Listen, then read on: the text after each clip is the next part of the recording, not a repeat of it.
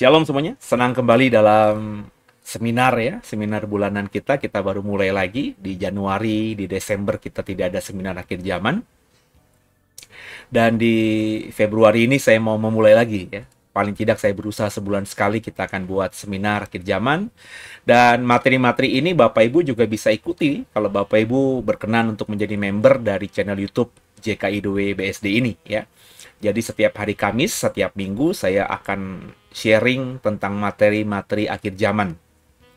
Beberapa di antaranya setelah tayang di dalam membership itu saya akan bagikan dalam bentuk seminar, tapi nggak semuanya. Jadi kalau Bapak Ibu mau mendapatkan pengajaran yang lengkapnya, silahkan menjadi member dari channel YouTube The Warriors atau channel YouTube JKIDW BSD ini. Nggak sampai 20.000 ya biaya membernya per bulan. Jadi saya rasa semua bisa untuk menjadi member dan mendapatkan materi-materi akhir zaman. Dan hari ini saya coba sharing tentang pandangan saya ya. Tentu ini adalah area tafsir. Saya tidak mau bilang ini adalah firman Tuhan atau dalam artian benar-benar Alkitab ya. Ini tafsiran saya. Saya mau mengajak atau mengajar semua dengan jujur ya, bahwa yang namanya tafsiran itu ya bisa benar, bisa tidak gitu ya. Temanya hubungan perang dan akhir zaman menurut Alkitab. Jadi sama-sama kita coba dalami Bapak Ibu ya di malam hari ini, di malam minggu ini sebagai teman saudara untuk menghabiskan malam minggu kalau saudara misalnya malam minggu tidak kemana-mana. Ya, hubungan perang dan akhir zaman menurut Alkitab. Kalau ditanya hubungannya bagaimana, hubungannya sangat erat ya. Kita bisa baca misalnya dalam Matius 24 ayat 3 dan juga 6-8, demikian firman Tuhan. Ketika Yesus duduk di atas Bukit Zaitun, datanglah murid-muridnya kepadanya untuk bercakap-cakap sendirian dengan dia. Kata mereka, katakanlah kepada kami bila manakah itu akan terjadi. Dan apakah tanda kedatanganmu? Dan tanda kesudahan dunia. Kamu akan mendengar deru perang atau kabar-kabar tentang perang, namun berawas-awaslah jangan kamu gelisah, sebab semuanya itu harus terjadi. Tapi itu belum kesudahannya. Sebab bangsa akan bangkit melawan bangsa dan kerajaan melawan kerajaan. Akan ada kelaparan dan gempa bumi di berbagai tempat, akan tetapi semuanya itu barulah permulaan penderitaan menjelang zaman baru. Ya, ini perkataan Tuhan Yesus langsung. Perkataan Tuhan Yesus sendiri. Dan tentu kita harus memposisikan pengajaran dan perkataan Yesus itu ya utama gitu ya. Sebab kita disebut orang Kristen kan artinya pengikut Kristus, pengikut Yesus. Jadi setiap perkataan dan pengajaran Yesus ya mestinya ya logikanya ditempatkan tinggi gitu. Dan Yesus berkata bahwa tanda kesudahan zaman, tanda kedatangannya kembali yang kedua, kita ya bahasanya tuh kamu akan mendengar deru perang dan kabar-kabar tentang perang. Jadi tanda akhir zaman salah satunya adalah perang. Dan yang berkata adalah Tuhan Yesus sendiri. Dengan kata lain, perang tidak bisa dihindari.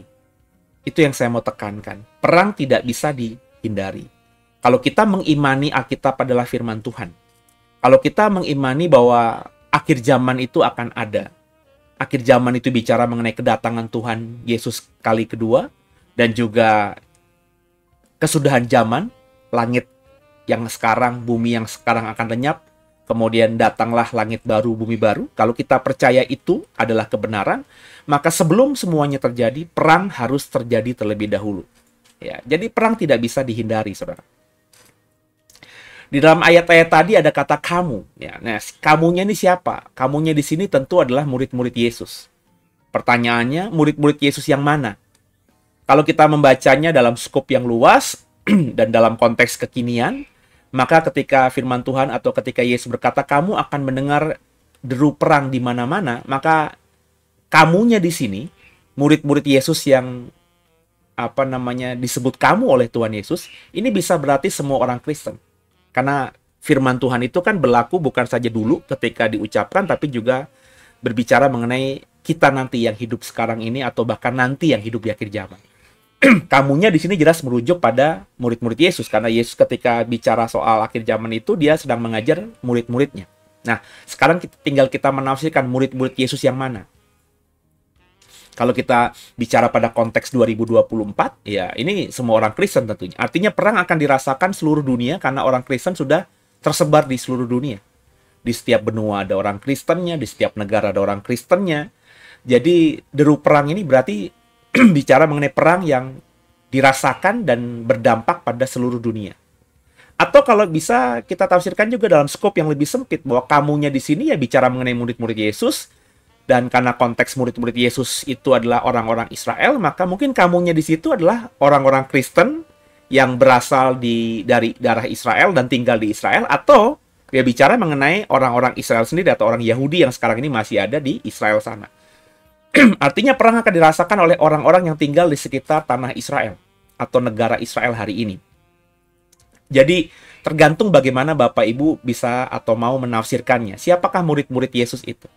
Apakah murid-murid Yesus ini adalah semua orang Kristen, atau murid-murid Yesus di sini adalah orang-orang yang Kristen yang punya darah Israel dan tinggal di Israel sesuai konteks aslinya? Karena 12 rasul itu kan adalah orang-orang Kristen pengikut Yesus, tapi mereka punya darah Israel dan tinggal di tanah Israel, kan begitu. Jadi bagaimana kita menafsirkannya? Saya kembalikan kepada saudara.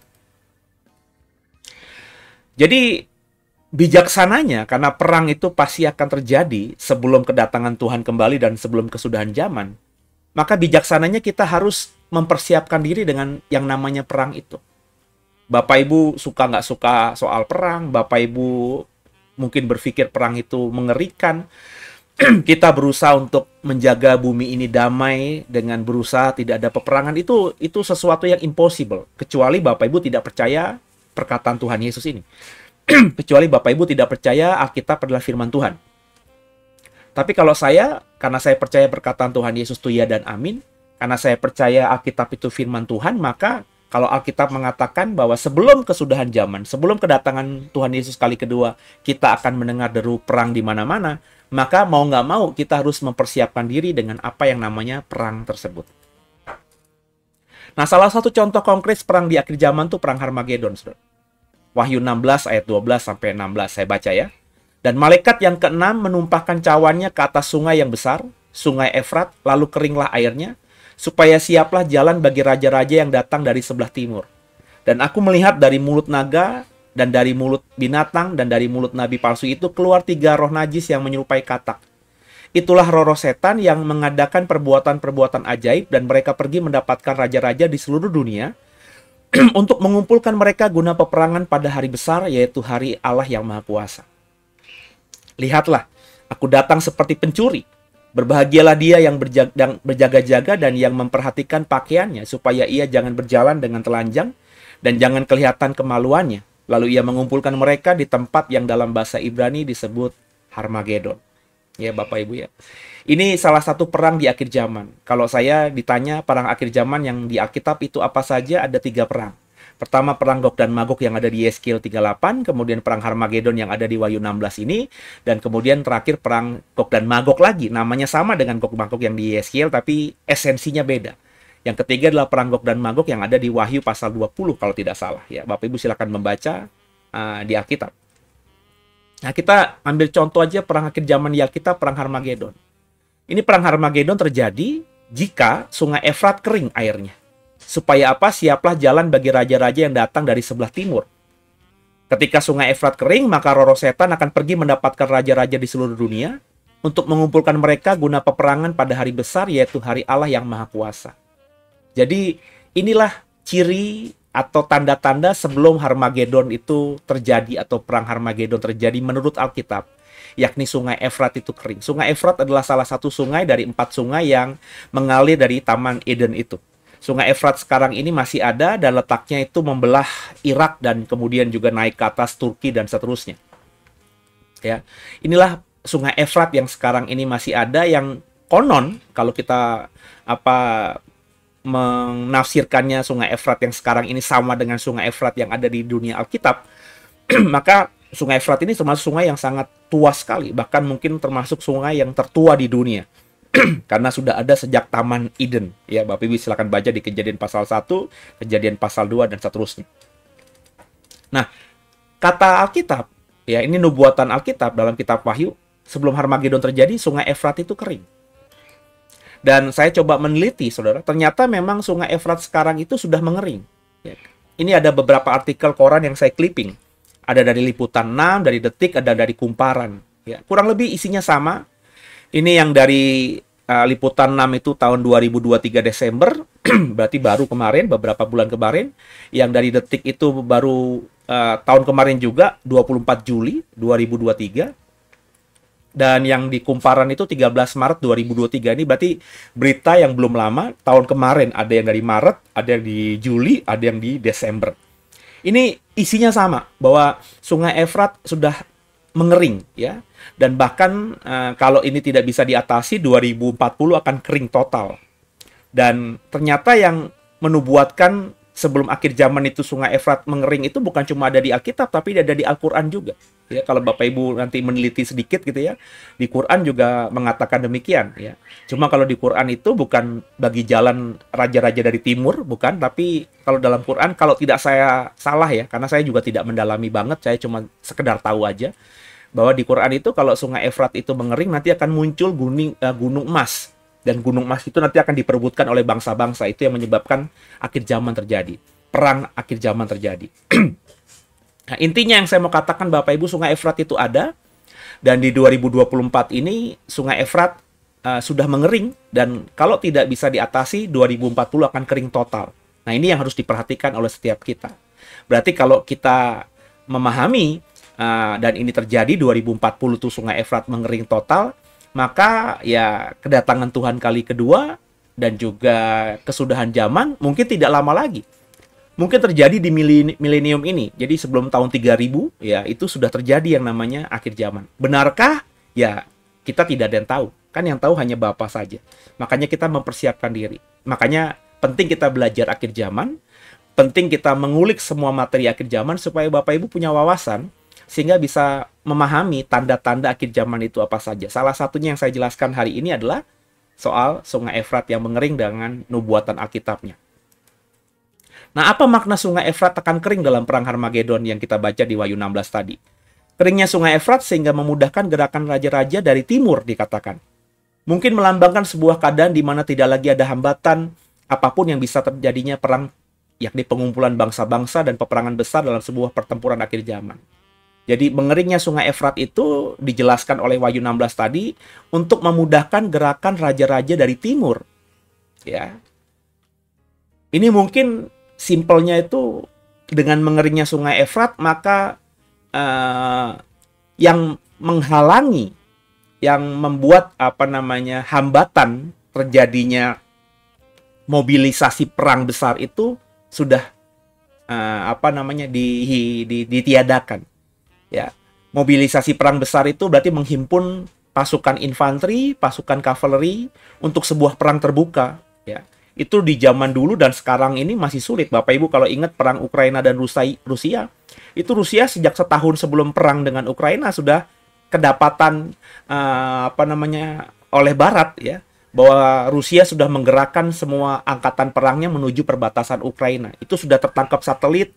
Itu bukan lagi sebuah rahasia, tapi Rusia selalu berkata bahwa ini hanyalah perang besar-besaran atau latihan perang besar-besaran angkatan bersenjata Rusia. Yang memang kebetulan kata mereka, Bapak Ibu bisa cari datanya di internet banyak, di koran-koran banyak, dan memang diadakan di perbatasan dengan Ukraina. Ya, sekaligus juga perang psikologis. Mereka berkata supaya Ukraina juga berpikir kalau mereka masih mau menjadi negara anggota NATO dan juga memberikan sinyal-sinyal kepada negara Barat agar tidak menjadikan Ukraina sebagai negara NATO. Sebab kalau Ukraina jadi negara NATO berarti kan musuhnya Rusia ada di benar-benar perbatasan, karena Ukraina dengan Rusia itu kan perbatasan. Bayangin, NATO itu kan musuhnya Rusia. Jadi kalau Ukraina itu adalah jadi anggota NATO, berarti ada pasukan-pasukan Amerika di perbatasan Rusia. Dan itu menakutkan bagi Rusia, makanya mereka sejak setahun sebelum perang dengan Ukraina tuh mau bikin perang psikologis supaya hal yang ditakutkan itu tidak terjadi. Jadi saya masih ingat banget beritanya itu, ada kereta-kereta yang mengangkut tank-tank dan mengangkut peralatan perang menuju ke perbatasan dengan Ukraina. Tapi Rusia mengatakan ini hanya untuk persiapan latihan perang besar-besaran. Tapi Barat sudah curiga. Dan memang akhirnya setelah dikumpulkan semuanya, mobilisasi sudah terjadi, mereka benar-benar berperang atau memerangi Ukraina.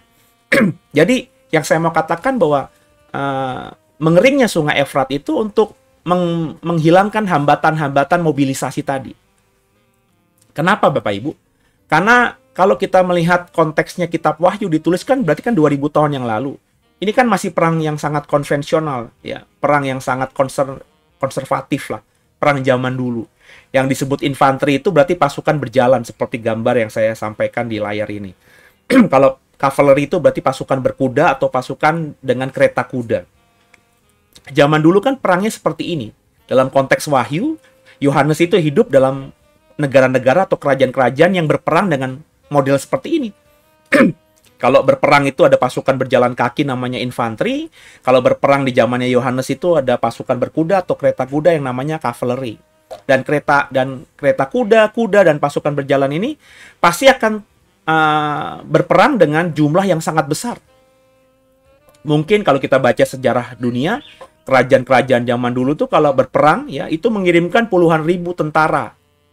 Paling sedikit. Ada yang saya pernah membaca ratusan ribu ya pasukan, entah itu infanteri, cavalry untuk berperang maju ke medan tempur dengan ya masih sederhana, dengan kereta kuda, dengan kuda dan juga berjalan kaki. Bisa bayangkan kalau ada pasukan perang mau memerangi negara lain atau kerajaan lain dengan jumlah ratusan ribu, dengan persenjataan yang masih sangat sederhana zaman itu. Kalau melewati laut bagaimana? Kalau melewati sungai bagaimana? Dan tentu sungainya bukan sungai yang diameternya atau lebarnya cuma sekitar 10 meter. Ya. Sungai-sungai zaman dulu kan lebarnya luar biasa ya. Seperti mungkin sungai-sungai yang sekarang ini masih ada di Kalimantan. Ya. Sungai yang membelah, misalnya daerah saya di BSD, daerah Sungai Cisadane yang ada, kalau kita dari Alam Sutra mau ke Gading Serpong itu pasti lewatin, nyebrangin Sungai Cisadane. Itu Sungai Cisadane aja kalau lihat dari ujung ke ujungnya ya lebar. Mungkin ada sekitar 30-50 meter ada. Ya, tapi yang berisi air paling cuman kalau nggak banjir ya, paling cuma sekitar 15 meter. Ya, bisa dibayangkan dulu sebelum ada pengendapan, sebelum ada penduduk yang seperti sekarang tinggal di tepi-tepi sungai ya. Misalnya Sungai Cisadane di sekitar tahun 18-an atau 17-an kan sungai ini sudah ada sejak zaman dulu kan. Itu saya percaya lebarnya luar biasa, mungkin bisa 100 meter lebarnya. Jadi untuk menyeberangi sungai yang lebarnya 100 meter dengan air yang luar biasa tinggi, belum ada pengendapan, belum ada juga polusi ya, belum juga ada apa yang membuat sungai kotor, benar-benar deras sekali airnya.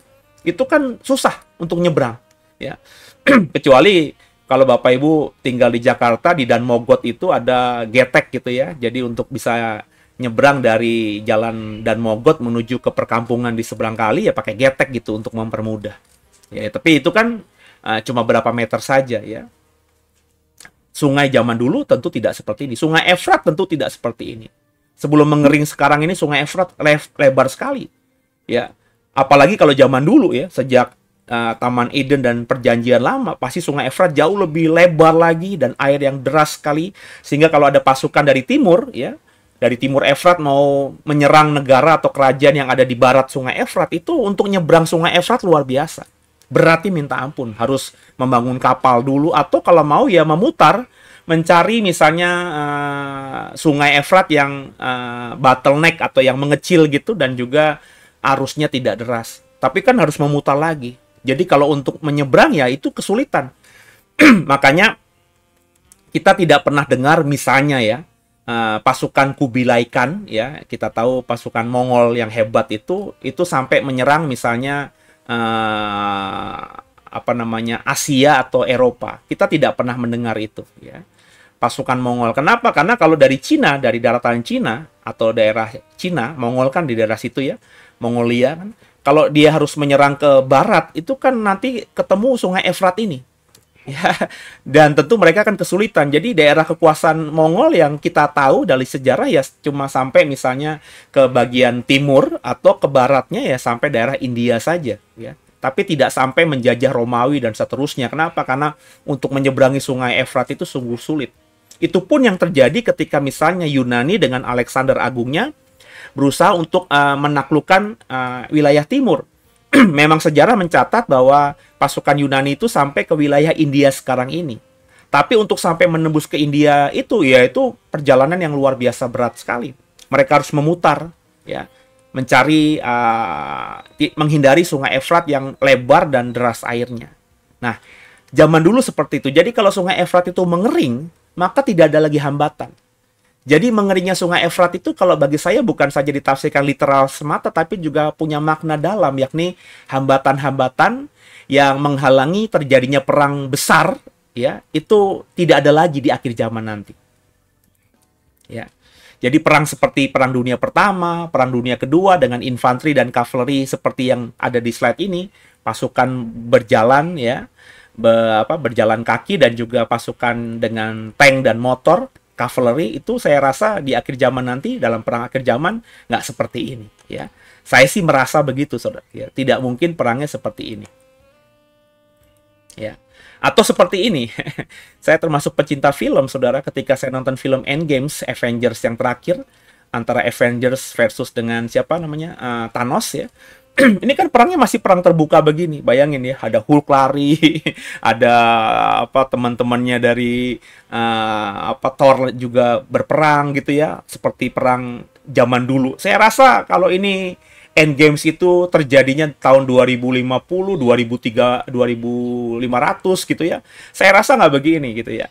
Perang akhir zaman tuh nggak perang seperti perang yang Dunia Pertama, Perang Dunia Kedua yang mengerahkan pasukan banyak ke medan tempur. Saya rasa sih tidak begitu. Kenapa?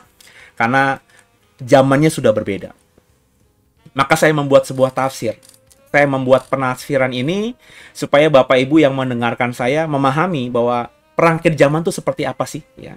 Karena 2024 ini belum kelihatan apakah sudah mendekati akhir zaman, berarti kita coba asumsikan secepat-cepatnya perang akhir zaman. Kalau situasi dunia masih begini-gini aja, ya, nggak ada sesuatu yang luar biasa, mungkin masih 100 tahun lagi, 200 tahun lagi, ya. Mungkin kita mati dulu, belum akhir zaman. Tapi kalaupun ini nanti disimpan di YouTube dan saya sudah mati dan anak cucu saya mendengarkan dan akhir zaman masih terjadi dalam kurun waktu 50 tahun lagi, berarti kan sudah dekat, ya. Mungkin mereka harus mempersiapkan diri. Kenapa? Karena kita bisa membayangkan kalau 50 tahun lagi, 100 tahun lagi, saya rasa kita masih bisa berimajinasi apa yang terjadi di tahun-tahun itu. Persenjataan apa yang ada di tahun-tahun itu. Nah, perang di akhir zaman nanti bukan perang konvensional seperti yang pernah terjadi di dunia ini. Seperti Perang Dunia Pertama, Perang Dunia Kedua. Perang akhir zaman akan melibatkan kecanggihan teknologi sehingga tidak melibatkan tentara dalam jumlah yang sangat besar. Namun dampaknya akan sangat menghancurkan, jauh lebih menghancurkan daripada yang terjadi dalam Perang Dunia sebelumnya. Kita coba bicara soal alutsista. Apa itu alutsista? Alutsista itu singkatan dari alat utama sistem persenjataan. Ya, itu juga pasti berubah. Alutsista, kalau itu terjadi perang akhir zamannya 50 tahun lagi atau 100 tahun lagi, itu mungkin sudah alutsista 5.0 atau 6.0, 5.0 atau 6.0. Apa itu? Coba saya jelaskan dengan bahasa yang sederhana, ya. Ini sekarang ini adalah alutsista yang ada di dunia, ya. Masih pakai pesawat tempur, kapal perang, tank, roket, granat, bazooka, atau truk gitu ya, yang membawa peluru kendali. Ini peralatan perang yang masih ada hari ini. Perang yang terjadi di Israel sekarang, perang yang terjadi di Rusia dan Ukraina, hampir 80-90% masih menggunakan peralatan perang yang model seperti ini. Ya. Ini alat perang yang masih berlaku di 2024, mungkin sampai 10-20 tahun lagi ini masih berlaku. Tapi apakah nanti perang akhir zaman kalau terjadinya 50 tahun lagi atau 100 tahun lagi, yang namanya pesawat tempur, kapal perang, tank, ini masih berlaku, masih dipakai. Ya. Mungkin saja iya untuk negara-negara miskin, negara-negara yang tidak punya dana besar untuk membeli peralatan perang yang canggih. Tapi kayak Amerika, kayak Eropa, kayak Jepang, Cina, India, Rusia apalagi, ya. Mungkin juga Korea, entah itu selatan atau utara, Singapura, Australia, mungkin sudah tidak menggunakan peralatan perang seperti ini. Saya sih harapkan 2045 Indonesia sudah jadi negara maju, ya. Jadi kalau kita masuk dalam perang akhir zaman juga peralatan perang Indonesia ketika 50 tahun lagi terjadi perang akhir zaman atau 100 tahun lagi nggak lagi menggunakan hal seperti ini. Tapi kalau negara miskin pasti masih punya alat-alat perang seperti sekarang ini. Seperti sekarang di 2024 ada beberapa negara yang masih pakai peralatan perang tahun 40-an. Ya, di perang bekas perang dunia kedua ada, ya. Indonesia pun kalau boleh diakui, meskipun peralatan perangnya kalau dijumlahkan banyak, tapi sebagian besar itu alat perangnya itu adalah buatan tahun 60-an, tahun 50-an, ya. Kita bahkan masih mengoperasikan pesawat tempur yang teknologi tahun 60-an, F-5 Tiger, ya, atau pesawat F-16 itu teknologi tahun 70-80-an, saudara, ya. Jadi sudah 40-50 tahun umurnya, tapi masih dipakai, ya. Di beberapa negara, contohnya Amerika, ya F-16-nya sudah mulai dibuang, diganti dengan pesawat yang lebih canggih. Nah, untuk negara-negara yang menengah atau yang di bawah gitu ya, peralatan perang tahun 50-an, 60-an itu masih ada. Di Afrika masih banyak, di Asia, negara yang miskin, Amerika Selatan itu masih digunakan. Nah, kita coba bicara dalam konteks 2024 ini, yakni teknologi 4.0 dalam konteks alutsista, alat utama sistem persenjataan.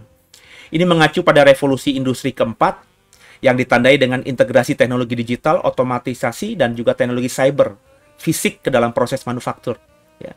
Industri 4.0 memanfaatkan teknologi seperti Internet of Things, ya, IoT, atau kecerdasan buatan, artificial intelligence, AI, big data, analitik canggih, robotika, serta manufaktur adiktif, 3D printing, ya, untuk menciptakan produk peralatan perang yang cerdas, otomatisasi yang sangat canggih, ya, tujuannya untuk membuat sistem yang lebih fleksibel, efisien, dan responsif terhadap kebutuhan peralatan perang. Saya kebetulan karena memang menyukai hal-hal seperti ini, jadi meskipun saya pendeta, saya cukup update lah, meskipun tidak bisa dibilang mengetahui banyak ya. Tapi saya meluangkan dari sedikit waktu saya untuk mendalami hal-hal seperti ini, karena mungkin memang dari kecil saya suka dengan yang namanya alat perang ini. Ya. Mungkin karena background orang tua saya yang tentara juga ya, jadi sedikit banyak saya terpengaruh ya dalam memori saya di masa kecil, sehingga sampai sekarang pun saya masih menyukai. Ya, saya belajar untuk update. Sekarang itu peralatan perang itu yang paling dipakai apa sih, gitu ya. Nah, salah satu teknologi 4.0 yang sudah ada sekarang ini adalah pesawat tak berawak, Unmanned Aerial Vehicles, ya, UAVs, ya. Ini contohnya apa sih pesawat tak berawak itu? Pesawat tak berawak ini salah satu contohnya adalah yang ada di slide ini. Ini adalah sebuah drone Predator namanya, drone Predator Avengers, ya. Ini buatan Amerika dan drone tercanggih yang dimiliki Amerika sekarang. Ini tidak berawak. Ini kayak remote control gitu ya. Jadi pilotnya itu ada di sebuah markas tertentu, mungkin di bawah tanah, dan mereka itu yang menjadi pilot dari drone ini. Dan drone ini tidak seperti remote control pesawat-pesawat mainan yang dipakai atau bisa kita beli di toko mainan, tapi ini sudah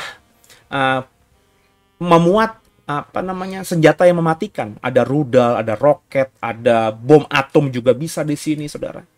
Dan ini canggih karena tidak ada pilotnya. Jadi andai kata pun ini tertembak, ya yang hilang itu ya hanya seharga jumlah drone ini. Bapak Ibu harus tahu misalnya Amerika itu punya aturan kalau mereka mengutus atau mengirimkan pesawat tempurnya menyerang sebuah negara, terus pesawat tempur mereka tertembak, maka pilotnya harus menyelamatkan diri dan berusaha harus menyelamatkan diri mereka. Dan pilot ini harus kembali ke markasnya dan tidak akan dihukum. Pilot itu akan diberikan pesawat baru untuk kemudian berperang lagi. Kenapa? Karena di zaman sekarang investasi untuk melahirkan seorang pilot yang canggih, yang jago bertempur, itu jauh lebih mahal daripada bahkan pesawat tempurnya. Kenapa? Karena untuk menjadi pilot tempur yang dengan spesifik paling canggih, itu kan harus punya jam terbang mungkin 200.000 jam terbang. Ya.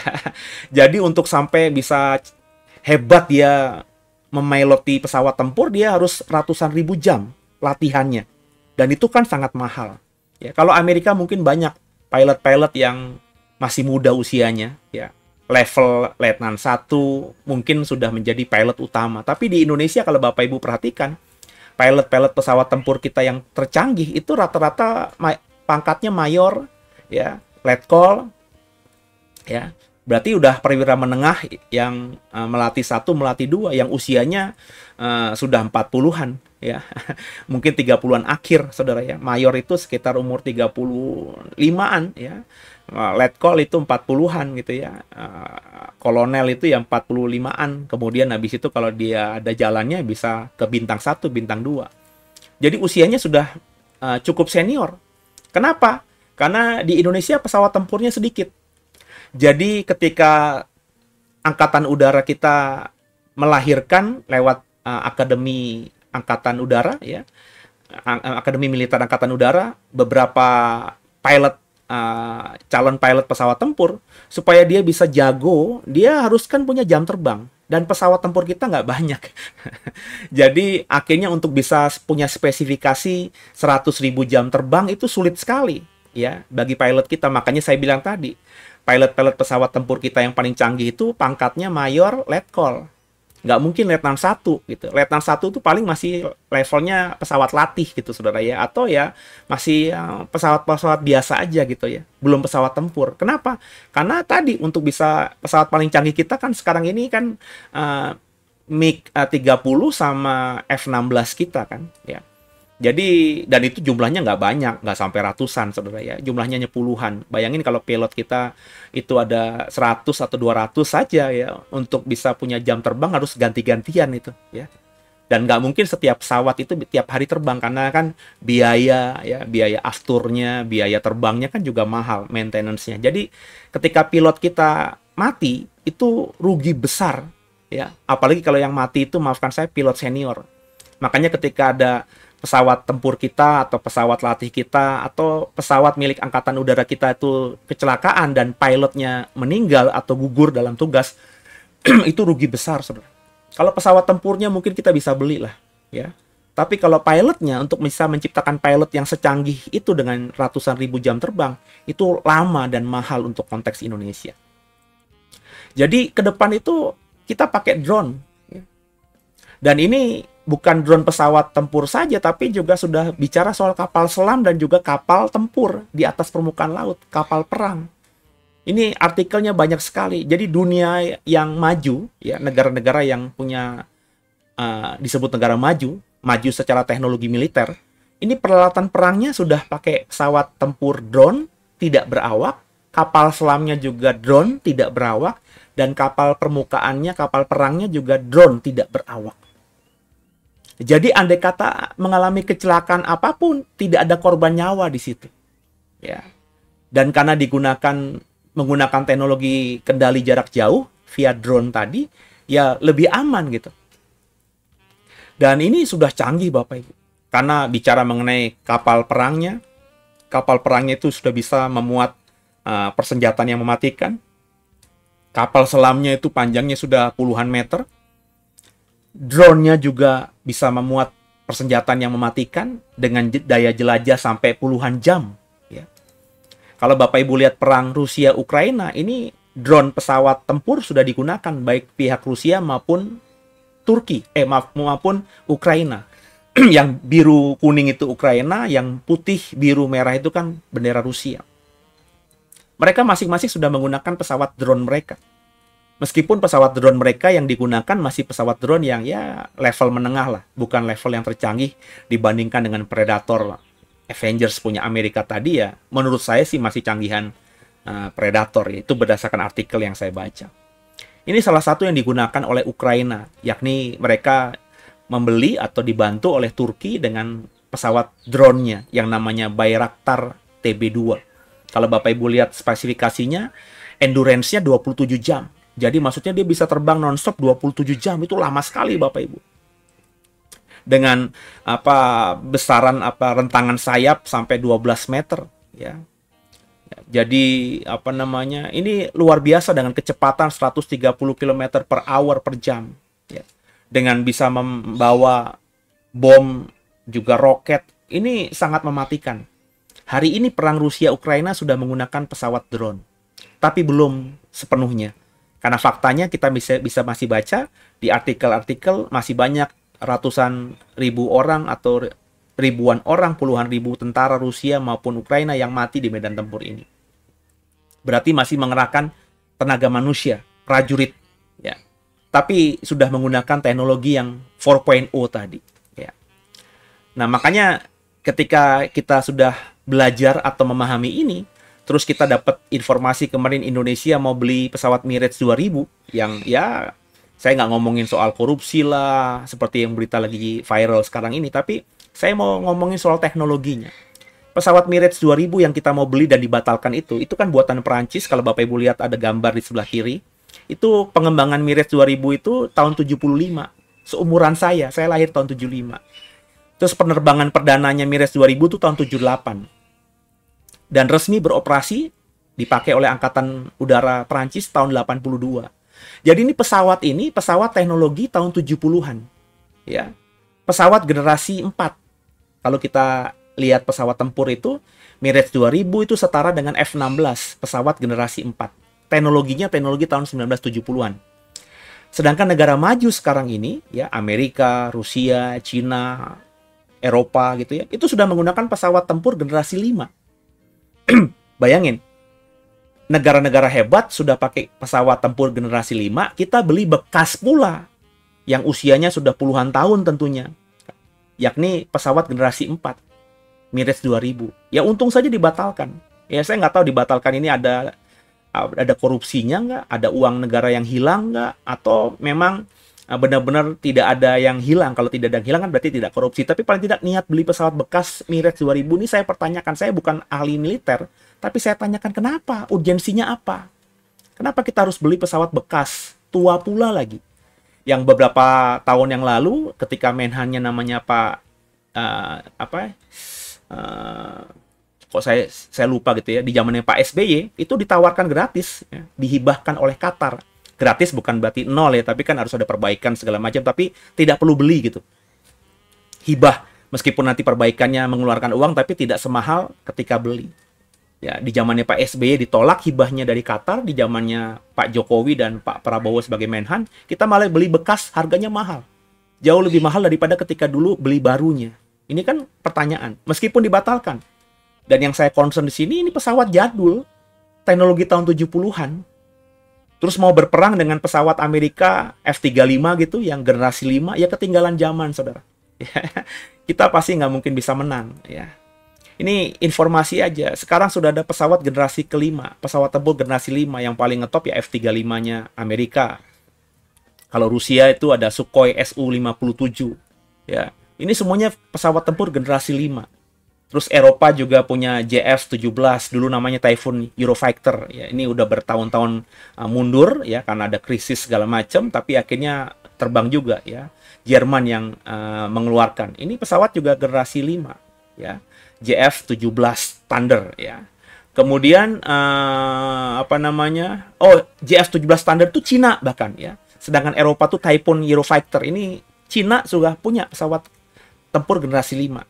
Cina ini kan juga musuh, bisa menjadi musuh kita saudara, karena konflik Laut Selatan itu, Laut Cina Selatan kan juga berbatasan dengan Natuna kan. Natuna tuh di petanya Cina setahu saya masuk wilayah Cina. Jadi Natuna tuh diklaim Cina wilayahnya dia. Jadi kita nanti tinggal tunggu waktu nih. Apakah Cina nanti menghilangkan itu dan kembalikan kepada Indonesia? Kalau enggak saling klaim nanti kita bisa berperang. Bayangin Indonesia perang dengan menggunakan pesawat F-16 dan kalau beli Mirage 2000 tadi pesawat tahun 70-an generasi 4, terus kita berperang dengan pesawatnya Cina JF-17 Thunder generasi 5. Ya, pasti kita akan dibulani habis-habisan saudara ya. Kita sebenarnya sedang bekerja sama dengan Korea, Bapak Ibu ya. Pembangunan atau pembuatan pesawat jet tempur KF-21 ya. Ini generasi 4,5 ya, di antara generasi 4 dan juga generasi 5. Kita belum mampu, nggak punya uang untuk beli pesawat generasi 5. Nah, karena kita punyanya pesawat generasi 4, maka kita naik 05 ya, jadi pesawat tempur generasi 4,5. Kita lagi bangun dengan Korea ya, itu kalau nggak salah modalnya 80% Korea, 20% Indonesia. Nanti Indonesia kalau bisa, ini sudah terbang nih ya, pesawat ini sudah terbang di Korea. Jadi kalau nanti sudah diproduksi massal ya, Indonesia bisa beli sekitar 40 atau 50 pesawat tempur generasi 4,5 ini. Dan ini nanti akan canggih karena lebih canggih dari F-16 kita, lebih canggih dari Mirage 2000 dan pesawat tempur kita lainnya, termasuk pesawat tempur MiG-27 dan 30 yang kita miliki, yang kita beli kemarin dari Rusia. Ya, tapi kita nggak tahu ya nanti gimana. Bahkan kalau kita baca lagi, beberapa negara maju seperti Amerika dan Rusia itu sudah berusaha mengerjakan pesawat tempur generasi 6. Ya. Jadi Bapak Ibu bisa bayangkan ini Rusia MiG-41 ya, dan kecanggihannya luar biasa. Saya sempat mengulik ini dan saya melihat wow, ya pesawat generasi 6 ini canggih ya. Tapi meskipun canggih masih menggunakan orang, masih menggunakan pilot. Dan supaya pilotnya ini bisa menguasai pesawat ini ya tentu pilot ini sudah pernah menerbangkan pesawat generasi 5, generasi 4. Jadi mereka tahu step by stepnya. Kalau pesawat atau pilot-pilot tempur kita nggak mungkin bisa menguasai teknologi generasi 6 ya. Orang pesawat generasi 5 aja nggak punya. Makanya mestinya kita kalaupun beli pesawat ya generasi 5 ya, bukan pesawat-pesawat tua generasi 4. Kalau begitu pilot-pilot kita nggak upgrade karena teknologinya teknologi yang masih analog ya, belum digital, belum komputerisasi, belum canggih seperti pesawat generasi 5 dan generasi 6 yang sedang dirancang oleh Rusia ini. Jadi Bapak Ibu bicara mengenai perang akhir zaman, juga bukan cuma bicara mengenai alutsista atau alat utama sistem persenjataan saja. Tapi juga bicara mengenai teknologi 5.0 ya. Jadi tadi 4.0 itu tadi yang drone tadi yang saya sebutkan tadi, baik drone pesawat tempur, drone kapal selam, itu 4.0 ya. Itu pun kita, tentara kita, TNI kita belum menguasainya atau belum memiliki angkatan perang 4.0 tadi. Kita sudah punya drone, tapi ya level drone-nya masih yang kelas bawah. Itu pun yang kalau saya baca informasinya dibeli dari Israel. Kita menentang Israel, kita nggak punya hubungan diplomatik dengan Israel. Sebagian besar rakyat kita haram katanya ngomongin Israel, tapi pemerintah kita beli pesawat drone dari Israel. Meskipun via calo ya, karena nggak punya hubungan diplomatik, maka sistem belinya nggak bisa G2G atau government to government, tapi dari perusahaan ke perusahaan calo ya, dari luar negeri yang berhubungan dengan Israel. Nah, tapi juga kita harus memikirkan juga teknologi 5.0 ya. 5.0 ini adalah mengacu pada revolusi industri 5.0 ke dalam sistem pertahanan. Di mana industri 5.0 menekankan kerjasama antara manusia dan teknologi canggih untuk meningkatkan kesejahteraan manusia dan efisiensi. Dalam konteks alutsista, ini melibatkan penggunaan teknologi yang lebih berfokus pada peningkatan kemampuan manusia, keberlanjutan dan adaptasi teknologi. Ya, ini contoh yang paling realnya adalah exoskeleton, saudara. Ya. Exoskeleton ini adalah peningkatan kemampuan seorang manusia atau prajurit dalam hal ini. Ini salah satu contohnya, saudara. Exoskeleton ini adalah buat manusia masa depan. Jadi kita punya prajurit dengan bantuan teknologi 5.0 yakni exoskeleton ini, maka prajurit ini akan berlipat ganda kemampuan fisiknya, kemampuan tenaganya dan seterusnya dan seterusnya. Nah, salah satu contoh yang sedang dikembangkan adalah seperti ini. Exoskeleton itu seperti ini Bapak Ibu. Yang di sebelah kiri ini bagaimana orang memakai alat begitu ya. Yang ada manusianya sebelah kiri ya. Itu bisa mengangkat beban yang jauh lebih berat. Yang kalau hanya menggunakan tenaga manusia nggak bisa. Tapi karena menggunakan exoskeleton ini, maka peralatan berat itu dengan mudah dipindahkan. Dan di sebelah kanan itu, kalau Bapak Ibu pernah nonton film Avatar ya. Ini sedang dikembangkan. Inilah teknologi 5.0 exoskeleton itu Bapak Ibu ya. Jadi ada prajurit ya masuk ke dalam robot gitu ya. Dan dia bisa menggunakan tenaganya, dengan tenaganya dia bisa menggerakkan robot itu dengan kekuatan yang berkali lipat. Kalau seorang prajurit misalnya bisa memukul dengan kekuatan 10 kilo ya atau 50 kilo ya. Tapi kalau menggunakan robot ini tenaganya sama tapi pukulannya bisa bertonton. Karena ini menggunakan exoskeleton tadi, saudara ya. Jadi tenaga manusia jadi diperhebat lagi. Inilah teknologi 5.0 ya. Jadi saya termasuk orang yang berpikir perang akhir zaman itu nantinya tidak terlalu membutuhkan banyak tenaga manusia. Nggak seperti perang dunia pertama, perang dunia kedua. Amerika mengirimkan ratusan ribu tentaranya, ya, terus bahkan membuat wajib militer gitu ya, dikirimkan langsung anak-anak muda ke medan tempur tanpa pengalaman ya, karena butuh manusia. Nanti di akhir zaman nggak seperti itu. Dan kalaupun masih ada prajurit-prajurit yang berperang, mereka semuanya ada di satu tempat dan menggerakkan drone saja. Yang berperang itu adalah robot-robot, dan kalaupun ada manusia, manusia dengan tadi exoskeleton tadi ya. Jadi bukan manusianya doang dengan kekuatan manusia, tapi dibantu dengan robot yang mempunyai kekuatan mungkin puluhan atau ratusan kali lipat dari tenaga dia sebagai seorang manusia biasa. Bisa dibayangin nggak? Nah, ketika saya punya informasi seperti ini, maka saya bisa membayangkan perang akhir zaman itu seperti apa. Perang akhir zaman itu perang yang menakutkan karena menggunakan teknologi yang dahsyat. Ya, tapi kita ketika mempelajarinya kita jadi siap gitu. Saya kalau buka-buka YouTube terus ada teknologi robot yang baru, oh iya, gue udah pelajari. Nanti akan begini, akan begini, akan begini. Ya, sebab saya sudah mengikuti dari awalnya. Ya. Saya bisa membayangkan. Jadi ketika nanti perang akhir zaman pun terjadi, meskipun itu menakutkan, tapi paling tidak saya siap. Karena bayangannya menggunakan apa, saya sudah bisa bayangkan, Bapak Ibu. Nah, perang di akhir zaman juga bukan seperti perang konvensional. Seperti perang dunia pertama, perang dunia kedua. Tapi juga melibatkan teknologi sehingga tentara yang dilibatkan tidak sebanyak perang dunia pertama dan kedua. Tapi dampaknya akan sangat lebih menghancurkan daripada yang terjadi pada perang dunia sebelumnya. Jadi bukan sekedar bicara alutsista. Jadi perang akhir zaman itu saya bilang bukan lagi bicara soal alat utama sistem pertahanan atau peralatan tempur. Tapi sudah menggunakan teknologi. Ya, tidak semengerikan Hiroshima dan Nagasaki ketika dijatuhkan bom atom oleh Amerika yang membunuh ratusan ribu bahkan jutaan orang di Jepang. Tapi meskipun tidak demikian, tidak semengerikan itu, dampak perang akhir zaman itu jauh lebih berdampak luar biasa. Perang akhir zaman itu perang teknologi canggih, Bapak Ibu. Perang yang tidak mengumpulkan tentara banyak berhadapan muka, tapi perang yang dikendalikan dari jauh lewat teknologi, tapi akan jauh lebih mematikan. Jadi prajurit-prajuritnya tuh hanya kayak megang remote control saja dibandingkan dengan yang di sebelah kiri harus pergi ke medan tempur mempertaruhkan nyawa.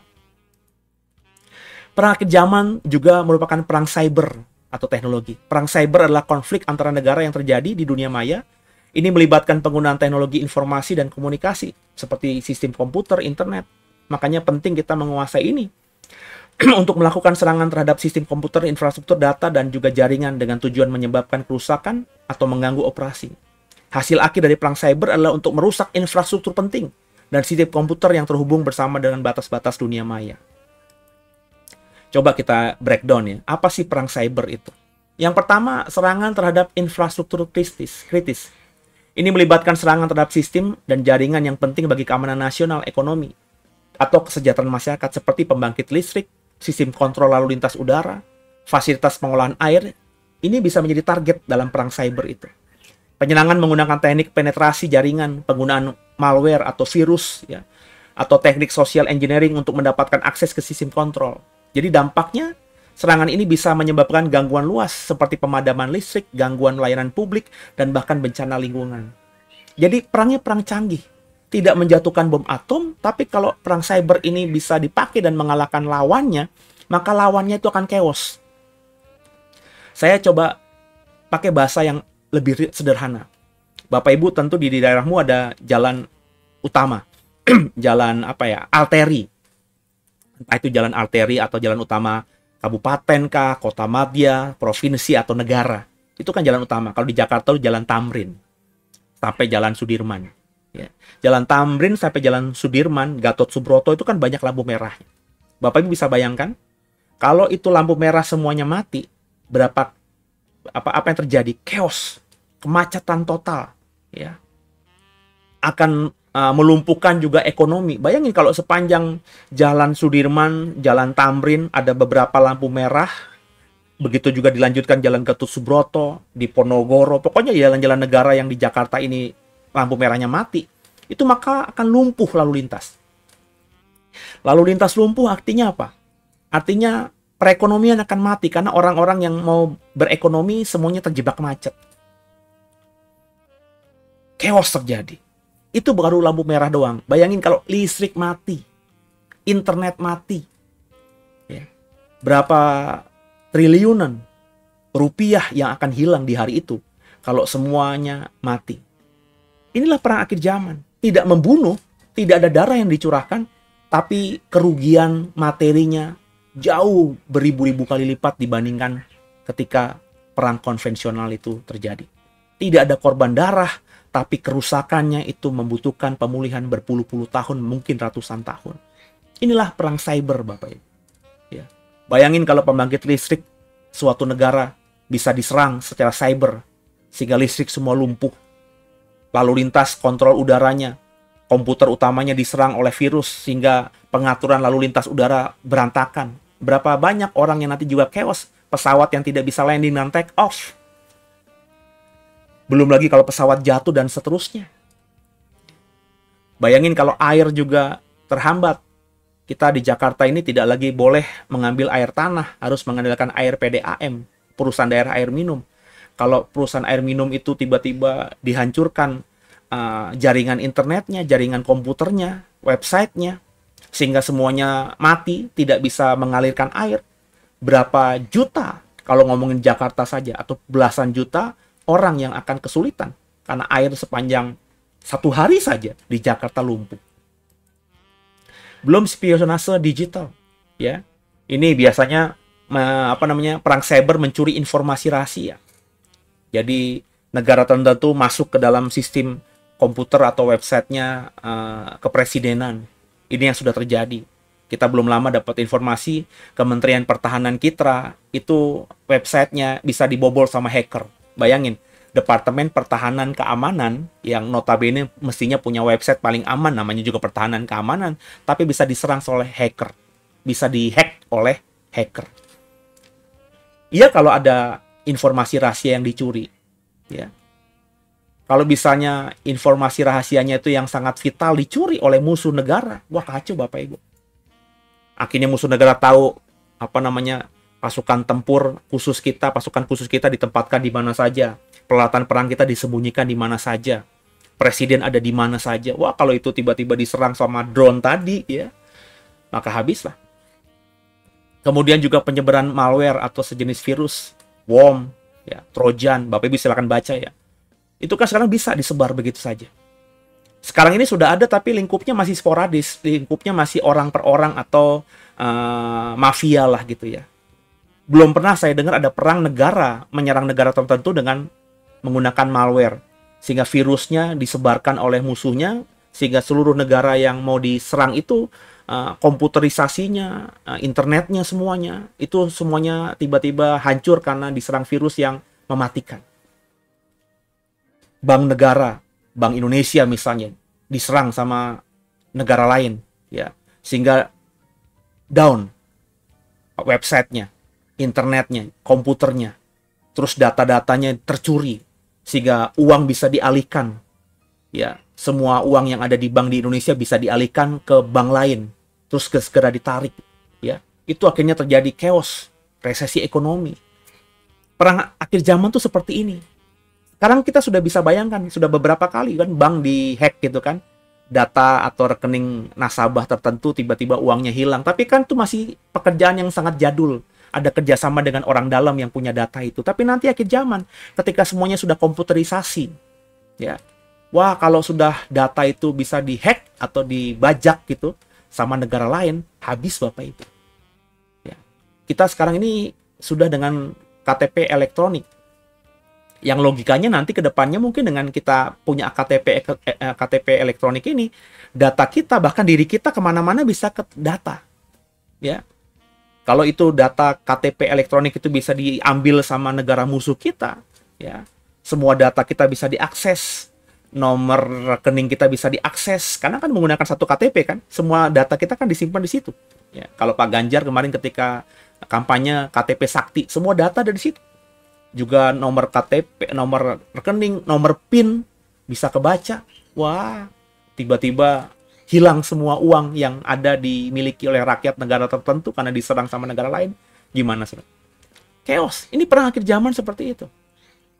Ya. Serangan denial of service DOS, distribute denial of service di DOS. Serangan cyber yang bertujuan untuk membuat layanan online tidak tersedia bagi pengguna yang sah. Kita hari ini mulai ketergantungan kan dengan Gojek, dengan Shopee, dengan Tokopedia, dengan aplikasi-aplikasi itu. Bayangin ketika 10 tahun, 50 tahun lagi, mall nggak ada, pasar nggak ada. Kita kalau mau bertransaksi tinggal by phone saja, atau by teknologi saja, by cyber saja. Terus tiba-tiba itu bisa dihack, layanan lumpuh. Ya, kita nggak bisa bertransaksi, padahal butuh. Ya, kita nanti saya yakin di akhir zaman orang nggak akan punya lagi mobil pribadi, motor pribadi, kan harganya mahal. Semuanya menggunakan angkutan umum. Nah, ketika itu dibajak semuanya, tiba-tiba LRT, MRT, kereta semuanya yang sudah digital mati, nggak bisa jalan.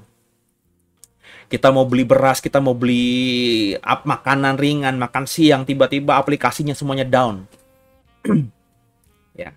Sedangkan di akhir zaman, ya, karena sudah tidak ada mall, mungkin juga orang jualan tidak ada warung. Jadi semuanya by order, ya, delivery order, ya. Bagaimana bayangin? Sudah punya kebayangan Bapak Ibu? Ya, itu perang akhir zaman begitu. Belum lagi serangan man in the middle, ya. Jadi menyerang atau menyerang seseorang ketika musuh itu sedang berkomunikasi. Misalnya Bapak Ibu sama saya lagi berkomunikasi, ya, lagi ngomongin transaksi yang big deal gitu. Tiba-tiba musuh kita itu bisa ada di tengah-tengah. Bisa mendapatkan teknologi, bisa menangkap, bisa mendengar pembicaraan kita yang sangat rahasia dan sangat besar, big deal itu. Tercuri sama dia, didengar. Terus bahkan bukan itu saja, terus dia bisa memakai data saya, bicara sama lawan bisnis saya atau partner bisnis saya seolah-olah saya.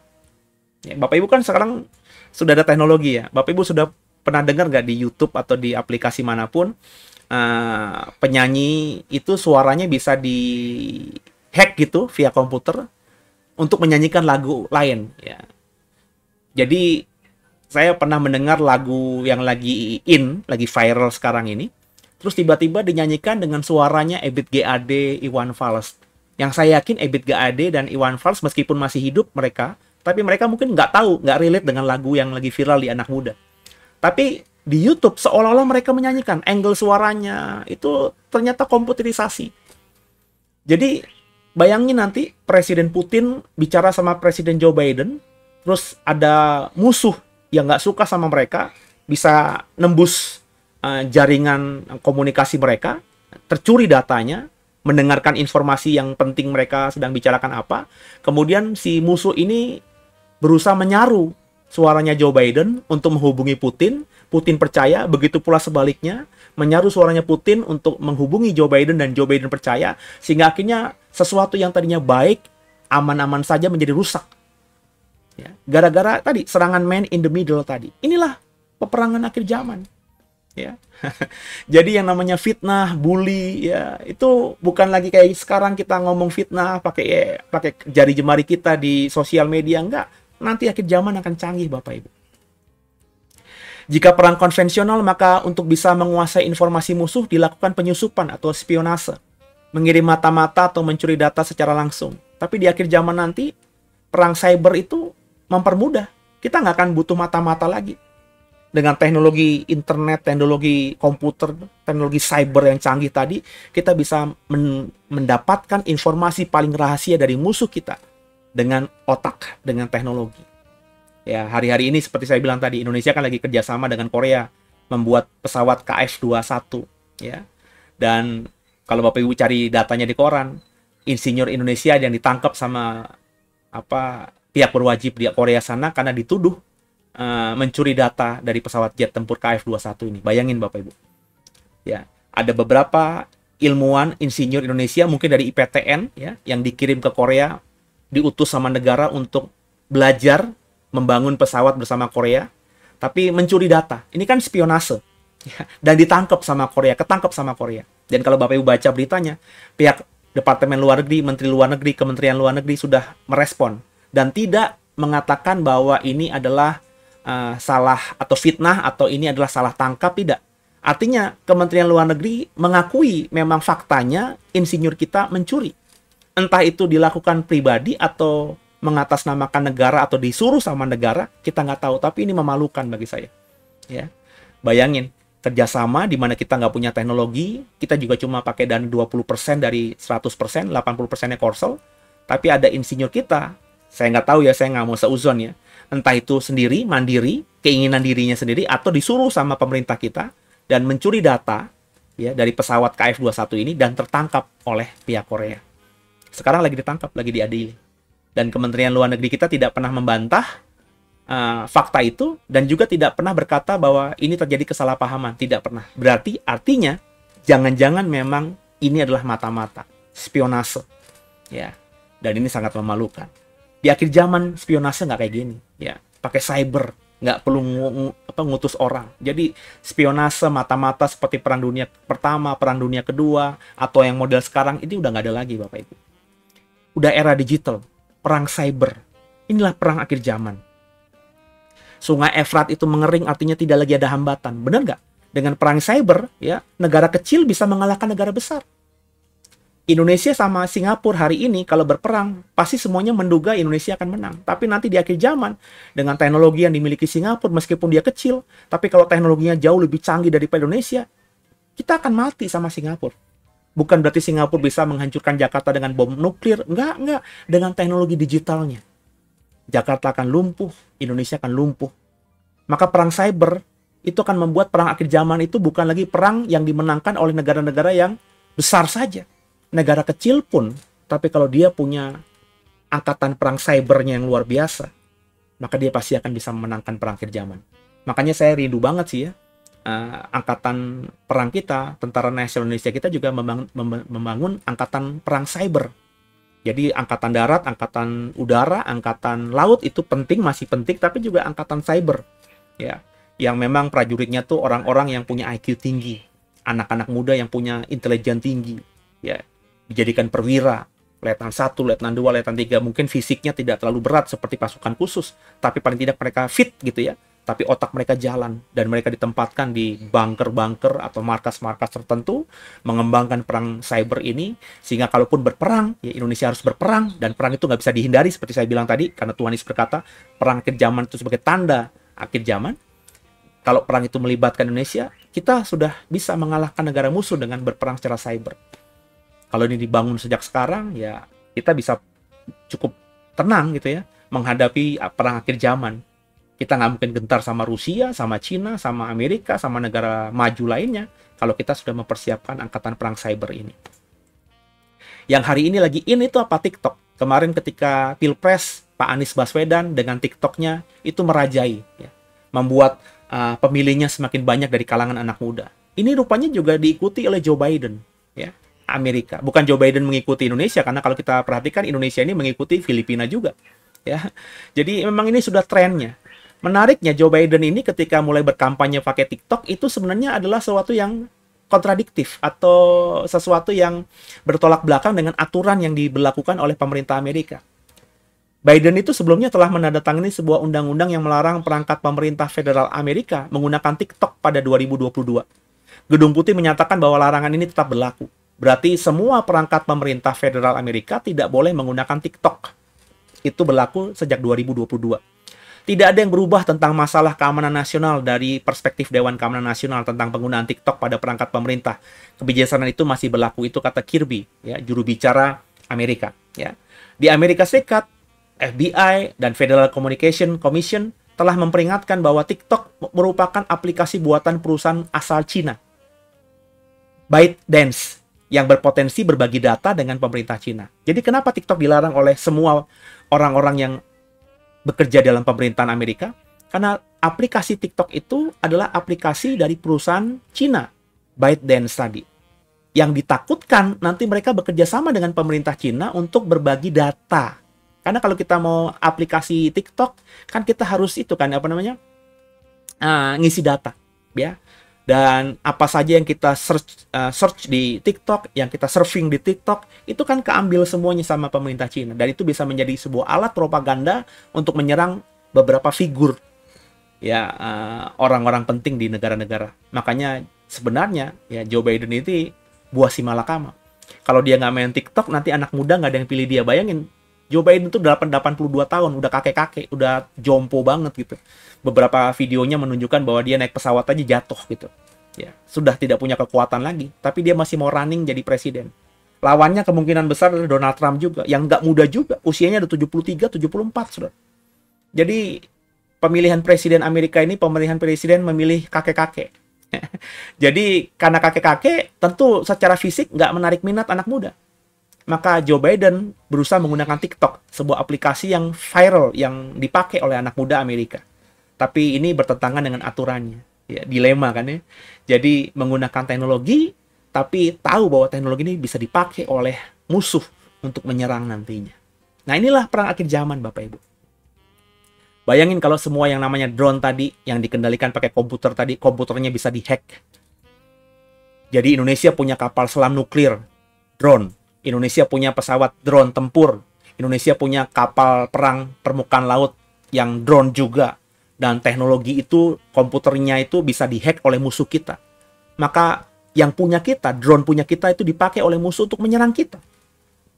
Jadi ini bicara mengenai teknologi yang sangat mengerikan, sangat mematikan. Jadi perang akhir zaman itu bukan perang yang mengirimin ribuan prajurit ke depan, ke medan tempur, puluhan ribu. Ada darah bergelimpangan, darah yang bercucuran. Bukan seperti itu. Inilah perang akhir zaman. Sungai Efrat mengering itu tandanya tidak lagi ada hambatan. Memang di zaman canggih ini, diglobalisasi kan sudah tidak lagi ada hambatan. Komunikasi bisa by real time. Kita bisa berkomunikasi langsung hari ini, detik ini dengan orang yang ada di Antartika. Yang zaman dulu di Perang Dunia Pertama dan Kedua nggak mungkin. Meskipun sudah ada telepon, tapi ada keterbatasan, kabelisasi. Ya. Sekarang kan semua nirkabel, via satelit. Dengan kecanggihan ini, saya berharap Bapak Ibu mengerti bahwa perang akhir zaman itu seperti itu. Maka kita yang sekarang ini hidup di era digital ini juga harus berhati-hati. Berhati-hati dalam menggunakan digital kita. Kalau dapat WhatsApp nggak jelas dari nomor siapa, harus buka akun-akun tertentu, ya nggak usah dibuka lah. Sebab kalau kita dibuka ada phishing namanya. Ya. Phishing itu ketika ada sebuah link kita klik gitu ya, terus kita klik maka semua data kita bisa diserap. Itu namanya hackers atau itu namanya pencurian data. Dan akhirnya kita bisa hilang nomor rekening kita, uang di rekening kita. Terus kita bisa digandakan aplikasi kita, sehingga hari-hari ini kan di Facebook banyak sekali teman-teman kita kan, jangan percaya ini bukan akun saya, akun ini menipu gitu ya, ini bukan nomor WhatsApp saya, nah nomor WhatsApp ini menipu, ini bukan Instagram saya. Kenapa? Ya karena phishing tadi. Jadi foto kita diambil sehingga ketika ada akun lain pakai atas nama kita, orang-orang teman-teman kita bisa percaya itu kita. Kenapa? Karena yang di-add di Facebook itu adalah teman-teman kita, karena data-data di Facebook kita sudah di-phishing namanya, sudah di-hackers, sudah dicuri. Jadi di-add lagi, tolong dong add nih Facebook yang kemarin, Instagram yang kemarin sudah diblokir, ada masalah, kita buat Instagram baru, Facebook baru. Nah, ketika nanti kita sudah di-add sama teman kita, di-follow sama teman kita baru kemudian hari dihubungi. Ya. Oh gini, gue minta tolong dong. Itu terjadi hari-hari ini. Ya. Tapi sifatnya masih orang per orang. Kelompok saja, belum negara. Jadi perang akhir zaman tuh perang bangsa melawan bangsa, kerajaan melawan kerajaan. Bayangkan kalau yang saya sampaikan ini sudah bicara soal levelnya negara melawan negara. Perang cybernya itu negara melawan negara. Jadi meskipun kita benci perang Bapak Ibu, namun kita harus siap menghadapinya karena itu pasti terjadi. Itu ada di dalam Alkitab kita. Nggak bisa kita hindari. Suka tidak suka, kita pasti akan berada di tengah perang akhir zaman itu. Jika kita masih diberikan umur panjang tentunya. Makanya kita harus menyiapkan diri, paling tidak kita memahami apa yang akan terjadi di masa datang. Memahami dengan jelas soal masa depan, meski itu buruk seharusnya membuat kita jadi lebih waspada. Saya mengajar ini buat saudara, supaya saudara bisa punya bayangan. Sebab kalau kita sudah punya bayangan masa depan itu seperti ini, ketika kita harus melewatinya, kita sudah siap, kita sudah prepare. Ya. Kalau kita merasa bahwa hari depan itu kita akan masuk ke dalam lembah kelam, padang gurun, kita harus mempersiapkan diri kita. Ya. Supaya apa? Ketika kita masuk ke padang gurun itu kita sudah siap. Oh, di padang gurun itu memang susah air. Maka kita sudah mengkondisikan ya, alam bawah sadar kita. Di padang gurun susah air. Maka badan kita juga nanti menyesuaikan. Sehingga meskipun kita haus di padang gurun, kita minumnya nggak minum seperti sebelum masuk di padang gurun. Kita minum seteguk aja, sudah merasa cukup. Kenapa? Alam bawah sadar kita sudah kita siapkan. Jangan minum banyak-banyak di padang gurun, karena di padang gurun air susah. Nah, kita harus mempersiapkan diri. Di akhir zaman dikatakan bahwa sebelum Tuhan datang, sebelum kesudahan zaman, akan ada perang di mana-mana. Dan perang akhir zaman bukan perang seperti sekarang, tapi perang teknologi, perang cyber, perang sudah 5.0, mungkin 6.0, saya nggak tahu saudara, canggih sekali. Nah, jangan jadi orang yang tidak peduli dengan hal ini. Coba upgrade ilmumu saudara, wawasanmu, sehingga kita mempersiapkan diri. Kalau Tuhan kasih umur panjang dan kita bisa masuk ke zaman itu, paling tidak kita sudah tahu bagaimana harus menyikapi ketika kita ada di perang akhir zaman, yakni perang teknologi dan perang cyber itu. Itu kalau saya. Makanya saya mempersiapkan diri saya bagikan ini kepada saudara. Kalau saudara mau mendengarkan saya berharap saudara juga mempersiapkan diri. Jadi nanti kalau kita sudah masuk ke perang cyber, kita tahu perang cyber itu apa. Kita mengerti bagaimana menyikapi. Supaya ketika kita dalam situasi perang cyber ini, perang akhir zaman ini, kita masih bisa hidup. Paling tidak mempertahankan diri kita. Karena kita tahu solusinya. Bagaimana menghadapinya. Gitu ya. Jadi inilah alasan kita belajar akhir zaman. Inilah alasan kita di malam minggu ini kita berseminar tentang perang dan akhir zaman. Semoga saudara diberkati. Dan kalau saudara mau tahu lebih lagi materi-materi akhir zaman yang saya bagikan, silakan menjadi member dari channel YouTube JKI2W BSD ini. Ya, biaya membernya itu hanya 20.000 per bulan, tepatnya 19.900, nggak mahal-mahal. Memang kami bukan buat cari uang di sini. Jadi Bapak Ibu setiap minggu, setiap hari Kamis, Bapak Ibu akan dapat update pengajaran akhir zaman dari saya. Salah satunya seperti hal-hal seperti ini. Sebab saya kepengen Bapak Ibu mempersiapkan diri. Kita nggak perlu jadi pakar dalam teknologi cyber, tapi paling tidak Bapak Ibu dan saya memahami apa itu teknologi cyber, apa itu perang cyber. Kalau itu menjadi perang akhir zaman, kita jadi siap. Semoga Bapak Ibu semuanya diberkati dan mempersiapkan diri dengan sungguh. Besok hari Minggu kita akan beribadah. Kalau Bapak Ibu belum punya tempat ibadah, saya undang untuk beribadah bersama JKI2W. Jam 11 pagi ada live streaming dan juga ada ibadah on-site-nya. Ibadah live streaming di channel YouTube ini, JKI2W BSD, dan juga di Facebook kita, theway.id. Jadi temanya Yesus adalah Allah dalam Roma 9 ayat 5 dan 1 Yohanes 5 ayat 20 itu artinya apa? Benarkah artinya adalah Yesus adalah Allah? Saya sedang khotbah seri soal Tritunggal. Bapak Ibu silakan mendengarkan khotbah saya kembalikan semua kepada saudara. Saya selalu mengajar, kalau saya mengajar, Bapak Ibu jangan aminkan khotbah saya, tapi gumuli lagi bersama dengan Roh Kudus.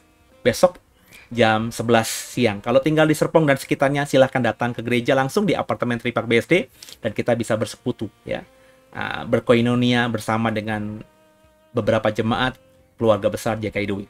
Kemudian juga jam 7 malam kita ada ibadah sesi kedua, ibadah online. Saya mengajar tentang perkataan dan pengajaran Tuhan Yesus. Ini baru masuk ke seri kedua. Minggu lalu sudah ada seri pertamanya. Besok hari Minggu jam 7 malam, seri kedua terambil dari Matius 3 ayat 15. Sepatutnya kita menggenapkan seluruh kehendak Allah. Itu perkataan Yesus. Jadi kita dalam ibadah seri kedua, ibadah sesi kedua, di ibadah Minggu malam jam 7 secara online, kita akan belajar semua perkataan dan semua pengajaran Tuhan Yesus. Jadi saya memang rindu sekali Bapak Ibu memahami siapa Yesus dan apa yang diajarkannya. Supaya kita menjadi orang yang mengimani diri sebagai orang Kristen dengan pemahaman kebenaran yang sejati itu. Demikian, saya rasa cukup ya. Kalau Bapak Ibu ada pertanyaan, silakan berikan pertanyaan di kolom komentar.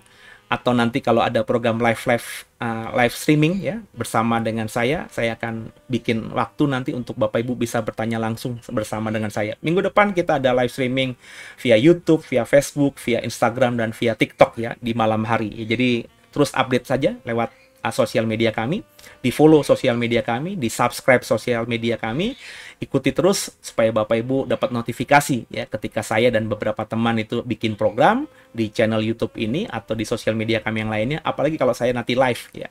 Karena mulai besok saya belajar mulai minggu depan ya.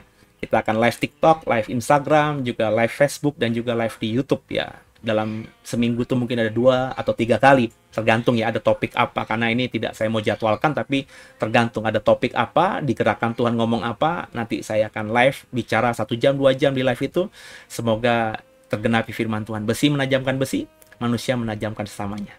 Kalau Bapak Ibu diberkati, jangan lupa untuk di share ya link ini, seminar ini kepada yang lainnya, supaya banyak orang Kristen lainnya juga mempersiapkan diri menghadapi perang akhir zaman itu.